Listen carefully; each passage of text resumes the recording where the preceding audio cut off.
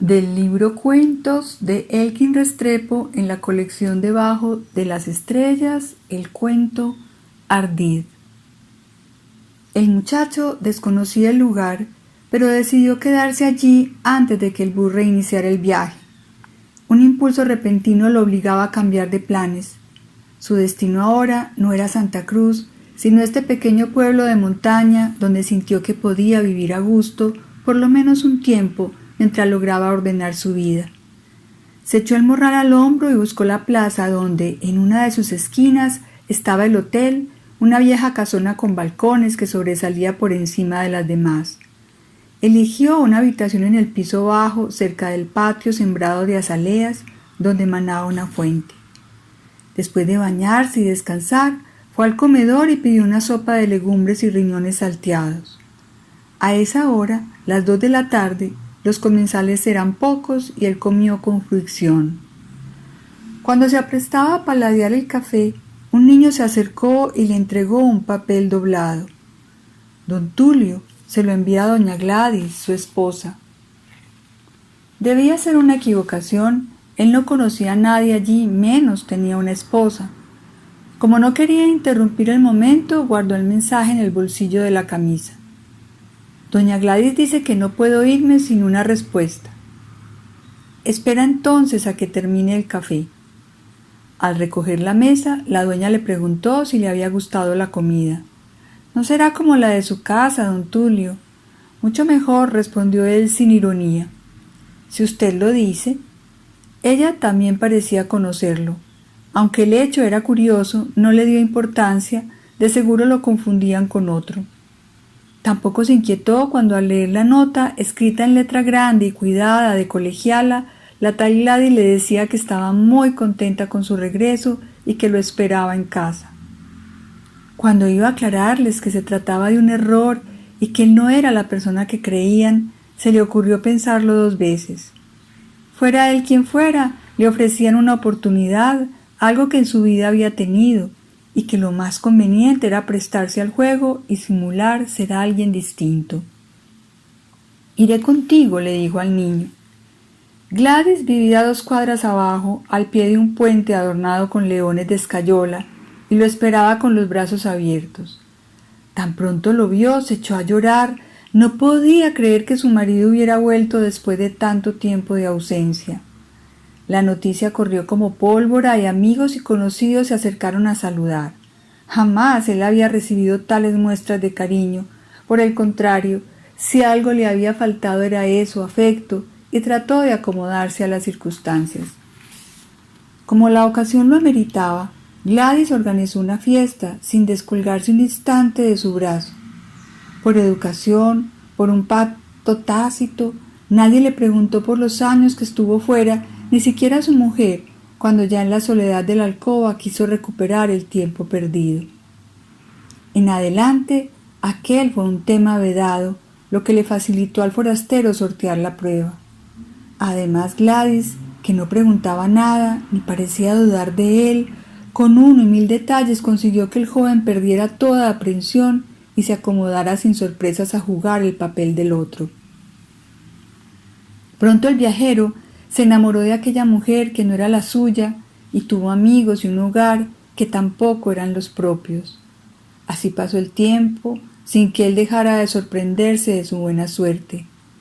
La mujer era alta, bien formada y tenía un provocativo lunar junto a la boca. Como ella no deseaba que su marido volviera a faltar, estaba atenta a cualquier capricho suyo. Depositario de tanta atención, él apenas salía de casa, y cuando lo hacía era para ir al cine o a visitar los amigos, acompañado siempre de ella. Atrapado en aquel tejido delicado, él descubrió los atributos de una realidad que antes, cuando su sino era ir de un sitio a otro, rehuía.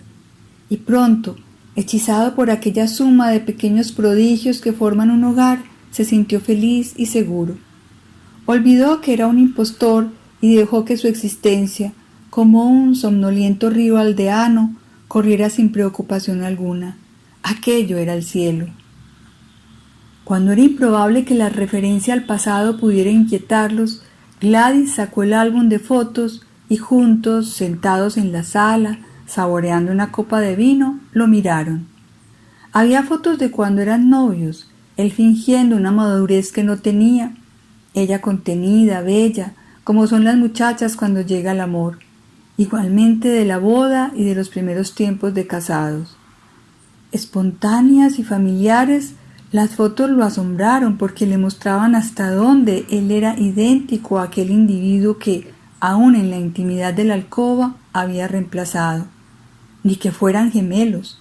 En ellas, por lo demás, coloreadas por el más vivo romance, por parte alguna se anunciaba lo que después, con la fuga del marido, constituiría el peor momento del matrimonio. Una fuga que nadie entendió, menos su mujer, que creía hacerlo feliz.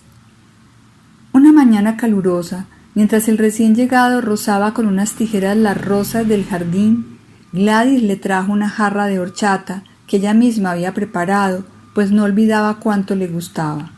Otra le mostró los libros de Lamartine y Rubén Darío, regalo de novios que ella guardaba como joyas en el secreter del escritorio de su padre. Un viernes le descubrió la puerta disimulada bajo las escaleras del piso de arriba que conducían al desván, donde Gladys se le entregó por primera vez. Juntos, pues, volvieron no solo a los sitios donde su pasión floreció un día, las colinas cercanas, el bosque de robles y el charco donde se bañaban desnudos, sino también al amparo de una ilusión doméstica que no cesaba de derramar su gracia sobre ellos. Sin proponérselo, él recibía noticias de un pasado desconocido, ofreciéndole seguridad en el papel de ser el otro. Igual sucedía con los demás amigos o conocidos con los cuales compartía aquel momento. No había encuentro o conversación del cual no sacara información provechosa. Y recibido como el hijo pródigo, aquella vida le gustaba. Él entonces le juró a Gladys que no volvería a irse. Para contribuir a la economía casera, algo innecesario porque la herencia del padre de ella era más bien suficiente, aceptó un empleo en la oficina del juzgado. Su mujer, entre tanto, refinaba su arte culinario con cocidos y almíbares exquisitos que distribuía a lo largo de la semana. Vivir era sencillo y aún más ser feliz. En aquel hogar todo había vuelto a ser como antes, como si lo sucedido no hubiera ocurrido nunca. Un día, sin embargo, él le planteó la necesidad de viajar a la capital para atender algunos asuntos pendientes.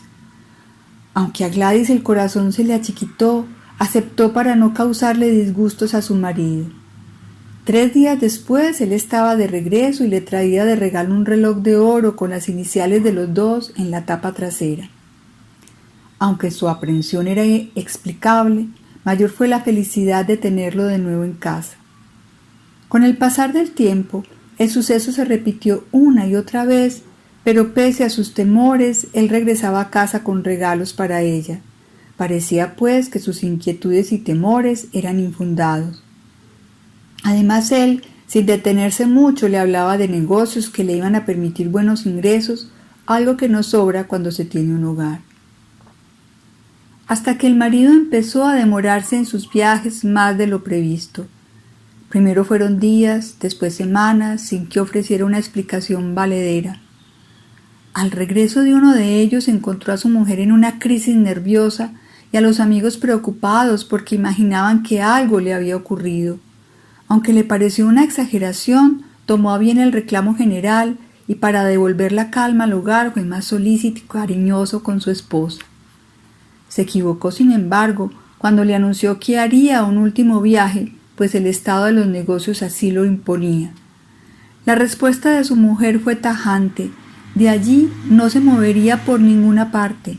Ella prefería morirse a quedarse sola nuevamente. ¿Había olvidado acaso el sufrimiento causado antes por aquellos años de espera, sin ella saber si él volviera a casa o no? Para evitar mayores contrariedades, él no insistió. Pero la idea de partir se le fue haciendo obsesiva. Tanta felicidad a nombre de otro le fastidiaba. Y conforme los días pasaban, la añoranza por aquel pasado nómada, donde al menos él era él, se hacía más fuerte. Entonces, como si se tratara de un rufián, intentó huir, escaparse a la menor oportunidad. Pero alguien daba el soplo, alguien por su propia iniciativa evitaba que la fuga se consumara. De repente cayó en la cuenta, las señales eran infinitas de que en el pueblo todos hacían causa común con su mujer y que de allí no podría irse nunca. A todos interesaba la felicidad de Gladys y no podían permitir que por segunda vez ella, la mujer más querida y agraciada del pueblo, sufriera una frustración. Con todo, él tenía una última carta por jugar. Llegado el caso, podía probar que él no era Tulio, el Tulio que todos pensaban. Gladys. Aunque ahora al acostarse charlaban menos, el diálogo no se había roto. Hay algo que necesito decirte, algo de veras muy importante. La mujer lo miró intrigada. ¿Qué asunto sería ese que lo había dejado para estas horas? Asumió un aire preocupado cuando advirtió que él dudaba y no se atrevía a continuar. ¿Qué será, mi vida? Lo animó. Gladys era una mujer hermosa. Al hombre le dolía perderla, pero los paraísos no eran para él. Allá en el fondo de su alma había descubierto que tanta felicidad lo atemorizaba que contra lo razonable prefería desistir de ella. Conocía otras angustias y esta, la nacida del simple hecho de ser feliz, era la peor. Además, no podía aceptar que el pueblo entero, por lealtad a su mujer, le negara otra opción. La verdad, hubiera deseado otro final para este asunto. Él se sentó en el borde de la cama y respiró profundo. No resultaba fácil lo que iba a decirle a su mujer. Pasaron los minutos. Llegado el momento, dudaba. Era, así no quisiera aceptarlo, un cobarde. Quizá debía aplazar la ocasión. De pronto, sin tener muy claro por qué, echó pie atrás. No le diría nada, al menos esa noche. Cuando pensaba contestarle que no pasaba nada y que lo mejor era apagar la luz, sintió la mano de Gladys en el hombro.